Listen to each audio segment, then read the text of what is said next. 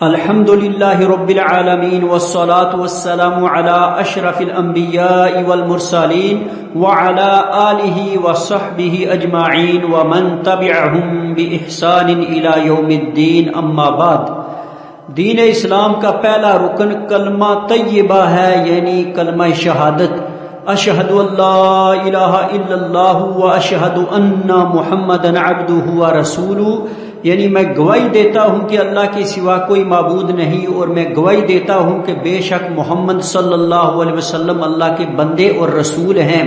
اس کلمے میں اللہ تعالیٰ کی وحدانیت اور پیارے پیغمبر صلی اللہ علیہ وسلم کی رسالت کی گواہی اور اس کا اقرار موجود ہے، جو کہ اصل ایمان ہے اور یہی اسلام کا پہلا رکن ہے۔ اس کلمے کے بغیر نہ ہی ایمان کامل ہو سکتا ہے، اور نہ ہی یہ کلمہ اس وقت تک انسان کو فائدہ دے گا جب تک اس کی شرائط اور اس کے تقاضے نہ پورے کیے جائیں۔ اس کلمے کی بنیادی شرائط اختصاراً پیش خدمت ہیں۔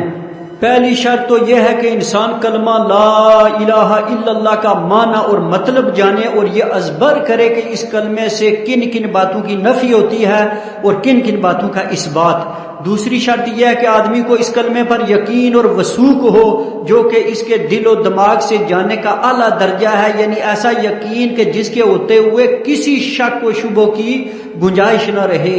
تیسری شرط اخلاص نیت ہے، یہاں تک کہ شرک باقی نہ رہے۔ چوتھی شرط ہے اس کلمے کے ساتھ صدق اور وفا، یعنی ایسے یقین اور سچائی سے پڑھے یہاں تک کہ اس کلمے کے معاملے میں دروغ اور منافقت کا امکان جاتا رہے۔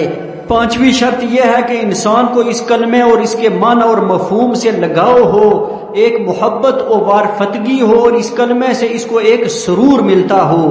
چھٹی شرط یہ ہے کہ انسان خلوص دل کے ساتھ اللہ کی خوشنودی طلب کرتے ہوئے اس کلمے کے حقوق یعنی فرائض و واجبات ادا کرنے پر پابند ہو۔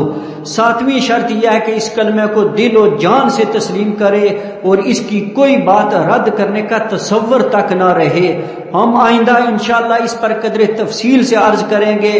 اللہ سبحانہ و تعالیٰ اس کلمہ توحید کو سمجھنے اور اس کے تقاضے پورے کرنے کی توفیق عطا فرمائے۔ وآخر دعوانا ان الحمد للہ رب العالمین۔